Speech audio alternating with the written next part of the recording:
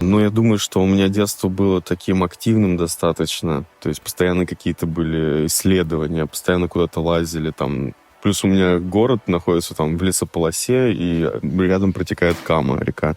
То есть это всегда какие-то еще взаимодействия в лесу, там шишки собирать, лазать, там палкой бить по стене, еще что-то, еще что-то. И также, то есть у воды было много проведенного времени. У меня не было отца, и поэтому, например, меня мама отправляла в деревню на все лето. Просто я 1 июня уезжаю, 31 августа приезжаю. То есть мне даже не разрешали приехать в Сегу поиграть условно. Типа футбол погонять именно в городе. Мало ли там испортишься, знаешь. Там как бы другие темы, алкоголь, пиво, еще что-то, еще что-то. Ну, дед, например, у него была мастерская, там он, типа, любил пилить, что-то строгать, точить, там, то есть токарные дела какие-то, там, в деревне не определяется, что ты там делаешь только одно, ты умеешь делать все. Там, лопату, не знаю, заточить, топорик. То есть взаимодействие с бабушкой и дедушкой было очень сильное. Да, бабушка учила, например, какие травы можно есть, они же, считай, послевоенные товарищи. И мы просто идем, она выдергивает какой-нибудь корень, промывает его в ручье и такая: ешь. Я такой ем, и корень-то прикольный, такой горьковатый, то есть это, ну, какие-то знания, до которых бы я точно не допер. Все было по-простому, и все было в точку и в тему. Всегда типа, большая семья, всем надо наесться. Это один чан, вы там условно все поработали, и все малые как бы просто наигрались, прибегаете домой обязательно к 2 дням, там, например, и все с семьей там в 7, 8, 10 человек сидите, кушаете за одним большим столом. Весь мой путь, именно уже такой профессиональный, какой-то осознанный, он пошел в Питере. То есть Питер достаточно такой город развивающий, располагающий. Здесь есть люди, с кем все это можно обсудить. Здесь есть соплеменники, приехавшие такие же из мелких городов или не мелких, и вы именно по своим убеждениям здесь нашли друг друга. Это еще как бы говорит о том, что вы не могли не встретиться. То есть это было обязательным таким ходом, жестом. Какие-то неудачи, бугры я никогда не воспринимал как проблему. Это всегда был очень хороший опыт, и с которым нужно уметь работать. Делать в следующий раз это качественнее, лучше, и не наступать на одни и те же грабли. Тут надо, наверное, еще быть достаточно уверенным в себе персонажем. То есть можно десятилетия сидеть и бояться выйти за рамки, но при этом все этого хотеть и не мочь это сделать. То есть, да, хочешь сделать, бери и делай. Потому что либо найдется человек, который все это прошарит и пройдет быстрее этот путь. Чем больше я становился в стиле профессиональным художником, тем больше беспредел появлялся в моей жизни. То есть это тоже вот отсылка к тому, что я говорю, я 2 года живу без паспорта, у меня нет банковских карт, то есть у меня нет каких-то людских вещей обычных, за счет которых многие счастливы. Но зато у меня есть другое, там типа холсты и все дела. И это как-то, как сказать, с годами тоже усиливалось. Я не пытаюсь этот беспредел, хаос, да, у меня все в краске, у меня все взорвано, у меня как будто вот прошла какая-то атака просто. Причем атака именно роты художников, скажем так. Какое-то буйство, энергия. Про убирание все на полке и складывание. Мне кажется, я замкнусь, если все будет по полочкам лежать. И особенно там трусы, носки, штаны к штанам, футболки к футболкам. Это создает мой образ с утра. Я просыпаюсь, я беру, что попало. Я уже, не знаю, больше 10 лет не одевал одинаковых носков. Для меня это чуждо. То есть я вообще, испугаюсь себя такого, если я одену одинаковые носки. Это я к тому, что я проснулся, я уже создал свой образ из того, что попалось под руку, и всегда это интересный какой-то всплэш. Подошел, увидел, вау, круто, это необычно, это не как было вчера, я теперь новый. Сумел сохранить в себе ребенка внутреннего. То есть, выиграв Олимпиаду по ИЗО во 2 классе по рисованию, я понял, что вообще всю жизнь я буду, рисовать, или что-то будет привязанное к этому, там, дизайн, я не знаю, то есть что-то из этой среды. Я понял, что это мое какое-то умение, в котором я буду находить себя. И я скажу, что с прошествием лет, мне 33, ничего не изменилось. То есть я сохранил в себе ребенка и также живу, как будто мне с утра в садик, а я не могу собраться. То есть и мама все время на меня наезжает. Я живу 2 года без паспорта, я живу 2 года без карты. Я могу потерять ключи спокойно от дома, что-нибудь. И я это считаю даже позитивные моменты, нежели какие-то негативные.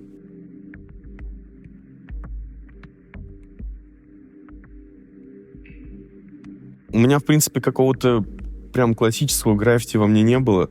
Я в 2008 переехал в Москву, видел уровень москвичей на тот период, Фоксар, прочее. понимал, что у них есть своя тусовка, в которую вряд ли пустят вообще новичков. Как будто бы ты должен делать что-то в течение долгих лет, чтобы тебя пустили, а мне в целом не хотелось впадать в какую-то систему, где ты должен соответствовать кому-то. Хотелось просто творить и развиваться.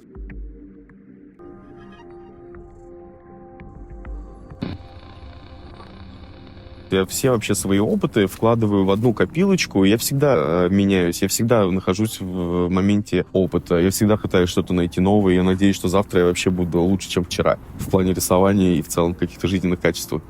Да, и в целом художник, мне кажется, должен всегда меняться. Ну, Берлин, наверное, сильно повлиял. Франция, Берлин, что вот когда там уже в какие-то 16-е годы ездил, там работал, жил, делал наколки, и смотрел, что происходит на стенах. Для меня это стало новым открытием. Но я не скажу, что я из-за этого пошел в граффити. Я просто увидел, что такое общество, где принимают рисование адекватно.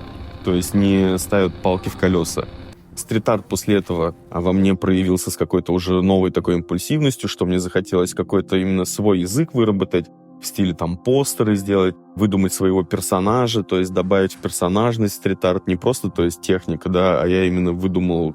Ну, как выдумал, он существует вообще, этот мистер Зорро, спасатель всех угнетенных и супергерой города. Вот. Но все равно я его, по крайней мере, переставил, тем самым добавил в эту экосистему стрит-арта. Ну и в целом, там, если изучать, в Испании, когда король начинал буксовать на людей, и им не хватало справедливости, все мужики одевали маски, естественно, чтобы их просто не узнали, очевидно, и шли воевать против царя, шли бастовать, шли отстаивать свои какие-то желания, что это потом возвелось в культ этого Зорро, скажем так, да, и уже женщине романтизировали, добавили ему там розочку, коня.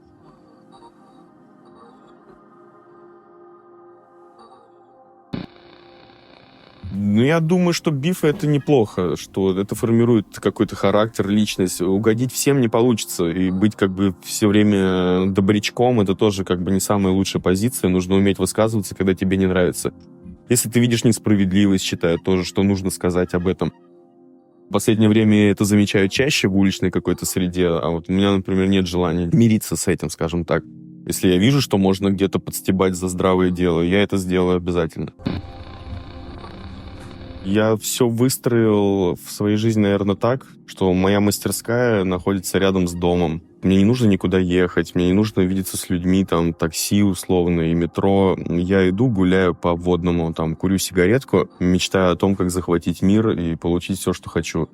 Прихожу домой, у меня там лежит кот. Он меня не спрашивает о том, как прошел день, типа, принес ли ты там деньги, есть ли у тебя еда или что-то. Он просто рад, что я пришел. Да, в целом я не напрягаюсь от людей. Да, бывают сложные периоды, что много общения, много каких-то коммуникаций. Ты еще где-то обязан, раз это проект. Это не просто так, там, захотел, типа, замолчал, там, завафлил, пропал, что-то такое. Как бы ты обязан по факту делать, что просят. Ну, блин, это период, знаешь, я же не хожу там ежедневно на завод с 6 до 8, то есть я люблю вообще свой труд, и он меня не напрягает. Я даже не скажу, что я как бы устаю, то есть, ну, там, мне не нужен отпуск, да, и я делаю то, что приходит в голову. Вообще многим советую так как бы существовать, делать, что приходит в голову, и за счет этого не работать.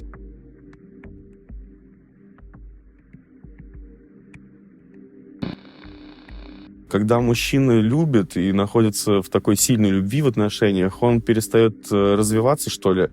Да, мужчину делает мужчина и женщина, абсолютно правда. Но именно в творческом потоке ты можешь немножко приостановиться. Ты счастлив, у тебя все есть, тебе всего хватает, ты как бы чувствуешь, что ты порхаешь на крылышках, тебе готовят еду, ты там водишь ее гулять в кино, и все классно, и пропадает вот этот голодный волк, который все время там бежит в лес, чтобы наесться, и с утру там залечь в конуру и уснуть.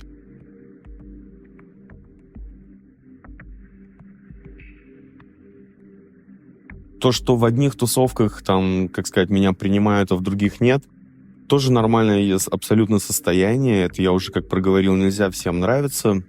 Ну, я по своей природе не хочу быть всем удобен. А мне хочется работать с 10%, скажем, вот те, которые поймут, а не чтобы вот эти 100% там хлопали в ладоши и были вовлечены в твое творчество. Это как-то нечестно. Это станет, во-первых, мейнстримом. Ну, хотя я не люблю слова «андеграунд», лучше уж там, как сказать, авангард, что-то такое какое-то использовать. Но и мейнстримить тоже не хочется. То есть это, я считаю, провал полнейший, чтобы это понравится всем. Да и это отлично. Я же тоже, например, воспринимаю не все тусовки. То есть те, на кого я равняюсь, есть те, с кем мне вообще не по пути. При этом по-человечески я всех понимаю, потому что у всех, был свой путь, все к этому пришли. Кто-то, знаете, там ковырялся 20 лет в говне, и у него ничего не получается, да, а тут какой-то выскочка походил, побомжевал, сказав, что это проект, не знаю, голым побегал по восстанию, сказав, что это авангард перформанс, и про него заговорили.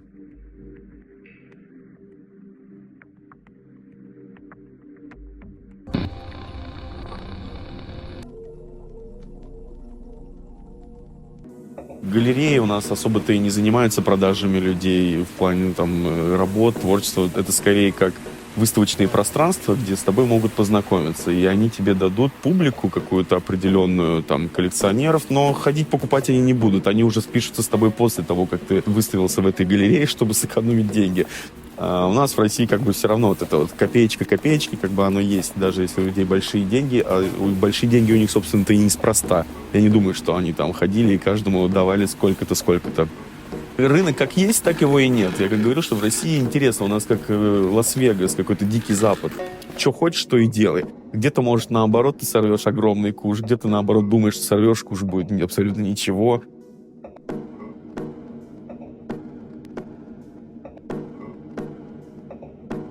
Только когда у тебя чего-то нет, тогда ты стремишься создать лучшие условия и в целом создаешь интересные какие-то вещи. Вот в моем случае это холсты, улица. И плюс классно свою боль вкидывать в работы, и тем самым они становятся живыми.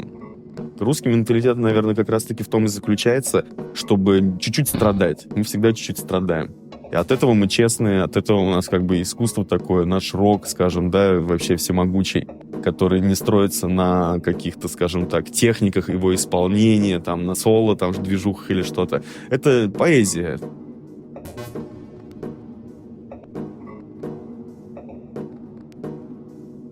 Не знаю, стремлюсь вообще в деревню уехать. Хочется попасть в музей, возможно, да, перевернуть игру в свой период. Обязательно нужно уходить. То есть вот это какое-то высасывание из пальца, это тоже полное дерьмо, так скажем, хуйня. Надо вовремя уйти в лес. Надо сделать все, что ты должен. Как говорится, найти своих и успокоиться. А смерть, думаю, что это экзамен для художника. А после смерти становится понятно, что ты делал всю эту жизнь и для чего. Будет ли отклик от твоего творчества, которое ты оставил после себя? Потому что как только ты умрешь, ты будешь жить в своих работах. Работы вообще оживут. То есть, да, для художника, я говорю, смерть — это не просто так, это именно момент проверки его вообще. Правильно ли вел он свою линию, или его творчество вообще не имело никакого отклика, и все даже не заметили. Нужно уходить достойно. Вот, например, умирал мой дед, зная его как сильного властного мужика, который держал всю семью в кулаке. В адекватном смысле, без угроз и прочего. И он уже последние годы не отстреливал, что происходит, лежал на кровати. Я видел сильного мужчину, которого я знал с детства, который просто овощем лежал, скажем. И это было, на самом деле, самое обидное. Потому что ты помнишь, как он на лошадях скакал, какие-то такие моменты. Вообще не хочу в этот момент рядом близких людей. То есть это я как уйду в путешествие, из которого я не вернусь.